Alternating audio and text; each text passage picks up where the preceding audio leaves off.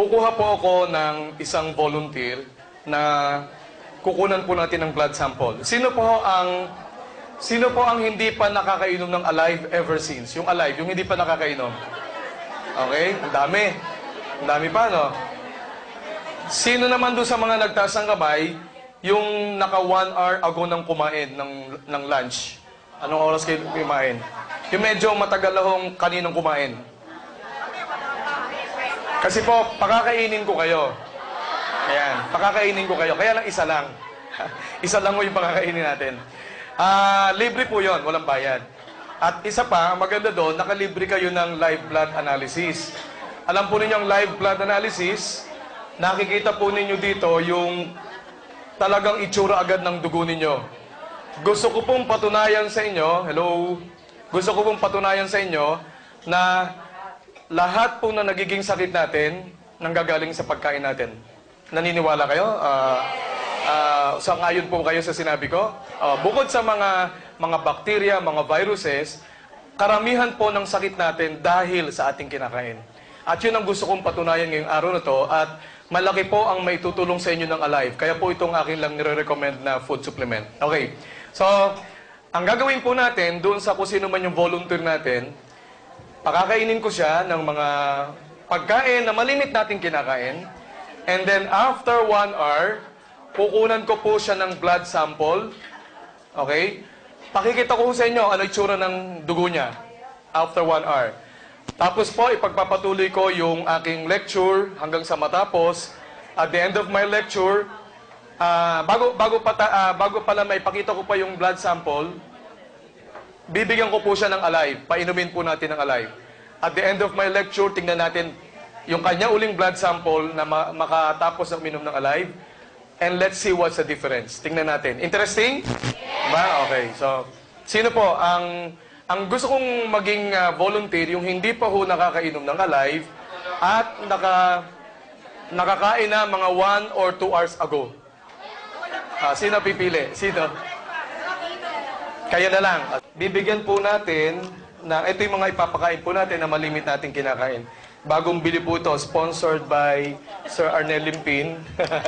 Siya po ang bumili nito. Ayan. Bibigyan po natin ng pampasira ng bato. Okay. Bibigyan po natin ng pampataas ng kolesterol. Ayan. Ayan. At saka,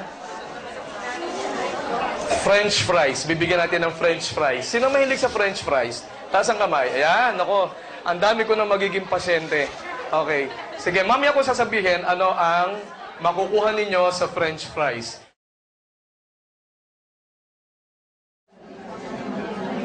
Ganda ko lang siya.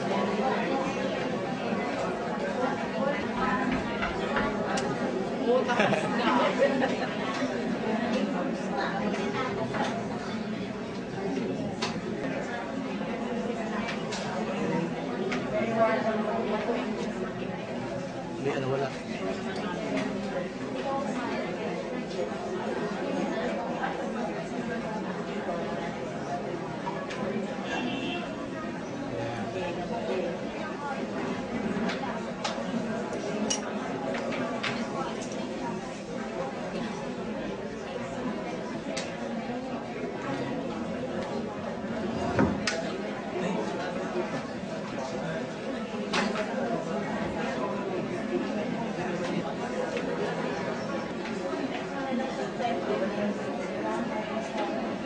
Nakita niyo yung mga red blood cells, dikit-dikit siya. Dikit-dikit. Ayun. So wala kayong makitang hiwalay na red. Ito po, hindi. Ano po yan? Doon lang po yan sa lente nung microscope. Tingnan, pagka ginalaw ko, hindi sasama. So yun po, dumi lang po doon sa lente. Oh, yun, doon pa rin siya. So yan po yung tinatawag nating Rouleau formation na the red blood cells tend to be sticky. Masyadong madidikit sila. Kasi acid na acid. So, ang pinakain natin ay soft drinks, French fries, at saka hamburger. Ayan. Pag kumain kayo ganito, gusto nyo magkaganto ang dugo nyo, kain kayo lagi ganito. Araw-araw, miya't maya. Kumain kayo ng kumain. Para wala na hong dumaloy na dugo sa inyong, ayan. Okay? Ayan. Wala kayong makikita. Lahat, Di ba? Bigyan ng alive si ma'am. Sino may alive? Alive. Okay. Yun, yun na si ma'am. Lagyan yung tubig. Yan ha. Toso tayo na.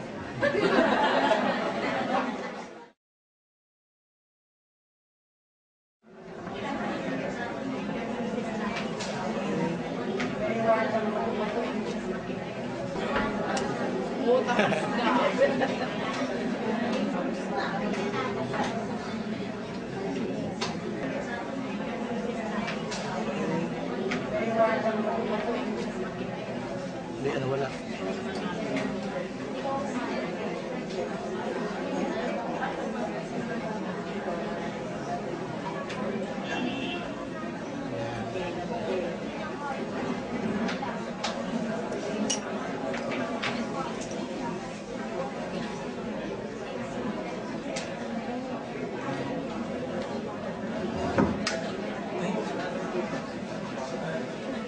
Ayan. Hiwalay na po siya. See? Oh. Ayan. Kita nyo, buhay na buhay ang mga red blood cells niya. Hiwa-hiwalay na po. At malulusog na, masisigla na sila. Gumagalaw. Nagsuswim na po sila dun sa plasma ng pasyente. Kita po ninyo? Ayan. Ganyan dapat ang red blood cells nyo. Hindi lang nyo na makita ang pulang-pula kasi po gawa ng LCD natin, yung resolution. Pero pag makita nyo sa television ito, kung ang gagamitin natin television, kita nyo red na red yan. Pero you see, ang tsura, ayan, no? Ayan, gumagalaw pa sila, malusog, alive na alive. So, gamitin po ninyo ang alive. Yan po, 1 capsule lang yan. 1 capsule. What more if you take 1 to 3 capsules a day, you maintain, ang ganda po ng inyong red blood cells. Malusog na malusog sila. Kita niyo pagkakaiba kanina, dikit-dikit, di ba? O ngayon, hiwa-hiwalay na siya.